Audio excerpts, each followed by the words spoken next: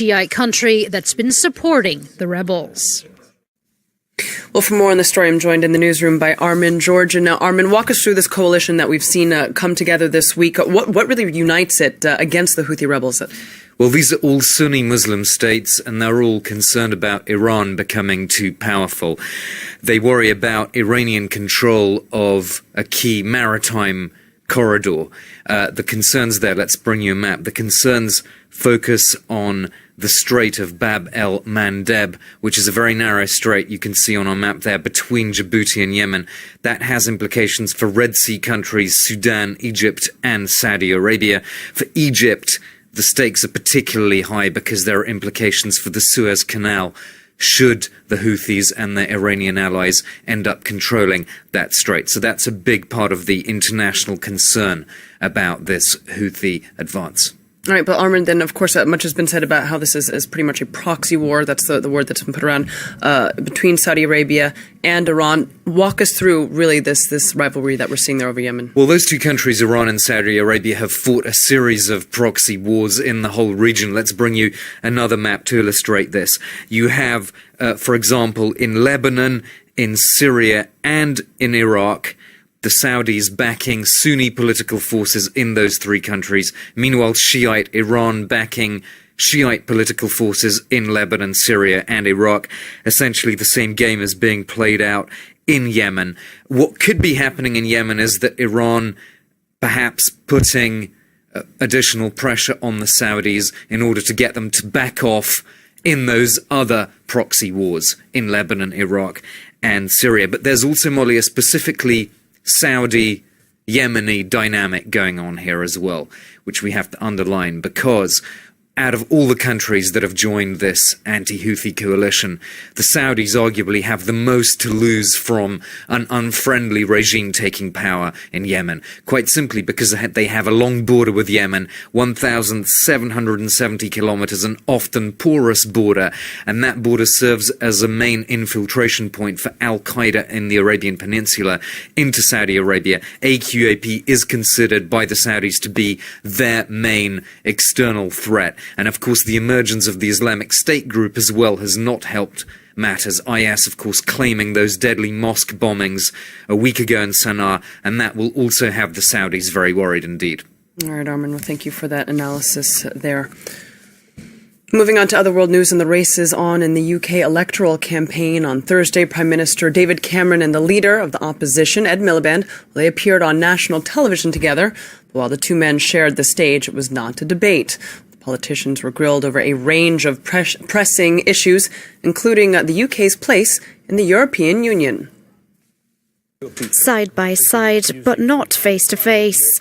David Cameron refused a head-on debate with his top contender Ed Miliband.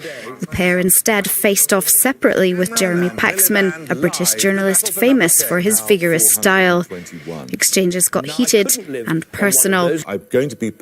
Cameron initially looked uncharacteristically ruffled, but seemed to recover. The aspersion you're trying to cast, I think, is completely ridiculous. What I have done for the last 5 years is lead a government that has got the economy growing, has got people back to work, has cut the taxes of the poorest people in our country. He said he'd made mistakes during his term, but asked voters to let him finish rebuilding the economy. Miliband, who's received a lot of bad press, defended himself against his image as a geek. The point is, people think you're just not tough enough. Well, let me tell you. Okay. Let me tell you. What I'm not going to do is repeat the mistakes of the 2003 Iraq War. He was also grilled on being in the shadow of his older brother David, a former cabinet minister, after the two battled for the Labour Party leader position in 2010. While Paxman got both candidates squirming, a Snap poll found 54% of viewers thought Cameron performed best. Recent shifts in the UK's political landscape, including the rise of right-wing UKIP, the Scottish Nationalist Party cutting deeply into Labour support north of the border, and a surge in support for the Greens, mean neither is likely to win an overall majority in May.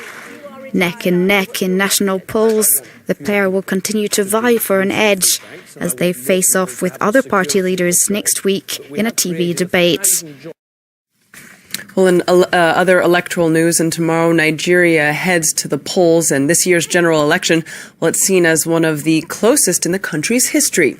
President Goodluck Jonathan is facing strong challenge from former military ruler Muhammadu Buhari. Well, France24's Nicolas Germain, Emmanuel Soji, they report now from Abuja. Will Goodluck Jonathan or Muhammadu Buhari win Nigeria's presidential contest? In this small restaurant in Abuja, that's the only question that matters right now.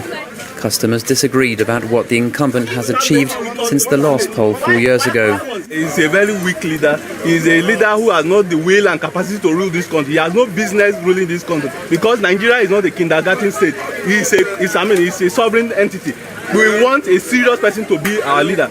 It's not in a situation. We don't want a situation whereby a president will say stealing is not corruption. We don't want that. I disagree with you because Jonathan is the best thing that can happen to Nigeria. Exactly. If you ask me, I will tell you that in terms of transformation, he has done a lot. A lot, or at least enough to convince some Nigerians to vote for him once again. Previously, in my town, in my hometown, we don't have that road, but now I have one at my doorstep. But Buhari supporters are not impressed by Jonathan's decisions, including the recent regional intervention against Boko Haram. They made us believe that it's working, but I would have expected that before now. Why just close to election time? Whoever wins this election will face huge challenges ahead. First of all, because oil prices are currently very low and Nigeria, of course, is Africa's biggest oil producer. Secondly, the new president will have to fight corruption, which is rampant here. And thirdly, he will have to try and eliminate the jihadist threat in the northeast of the country constituted by the group Boko Haram. There's Nicolas Germain reporting there. I'm Molly Hall in Paris. Do stay tuned. You're watching France24.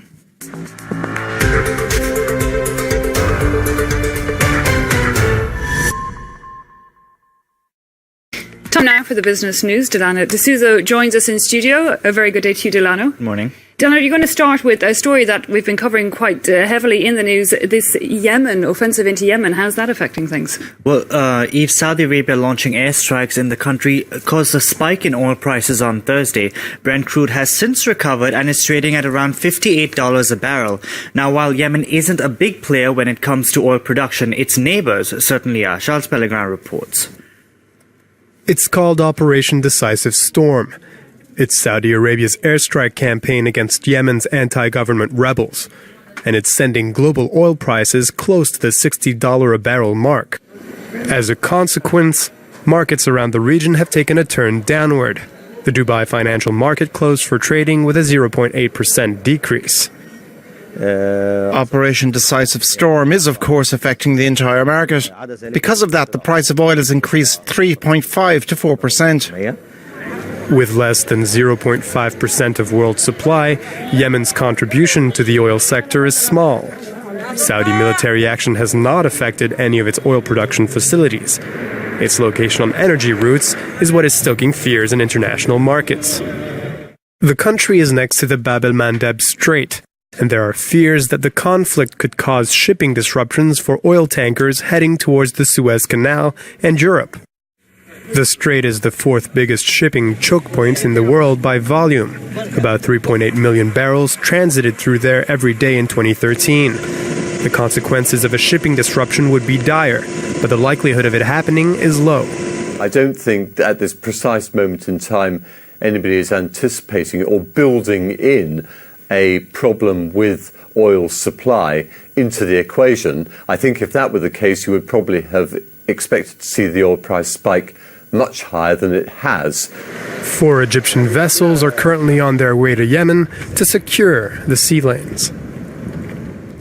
Following on from that report, Delano, are any of the oil companies within Yemen halting their production as yet? Well, for now, Eve, the short answer is no. That could possibly change. We do have reports coming into us of a strike happening 5 kilometers away from the Safar oil fields. French oil giant Total and Oslo-based DNO say they continue to pump oil and gas. DNO says it's doing this with certain limitations. In a statement released by Total, it says security measures are being kept at the highest level. The company's offices in the capital Sana'a continue to remain shut.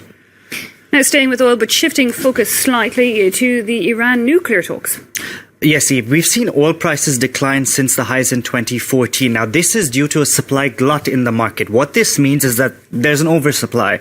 If the P5+1, and I say if, they're able to reach a deal in Lausanne next week, and sanctions against Iran are lifted, either gradually or otherwise, this could see Iranian oil flood the market. Now, Iran has 10% of the world's known crude oil reserves, and they currently have around 30 million barrels of oil sitting on tankers ready to be shipped. So this and production picking up in the country will all but surely send prices down even further.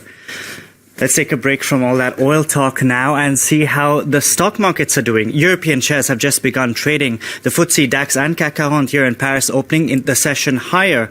A mixed picture over in Asia. Meanwhile, weaker inflation data coming out of Japan sent the Nikkei to its lowest level in 2 weeks.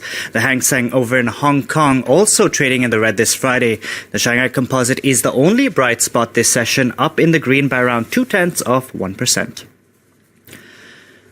Now, earlier this week, it was reported the chief financial officer of Morgan Stanley was poached by Google. Now we have reports the company has agreed to pay Ruth Porat an eye-popping $70 million when she joins as CFO. She will get a signing bonus of $5 million, an annual base salary of $650,000. The remaining millions will be paid out in the form of stock grants.